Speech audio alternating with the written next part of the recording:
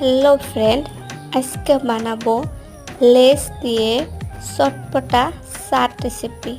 তার জন্য নিয়ে নিছি কয় প্যাকেট লেস আর কুরকুরি। তারপরে একটা বাটির মধ্যে দিয়ে দিব লেস, চিপস, কুরকুরি, ভুজিয়া আর চানাচুর।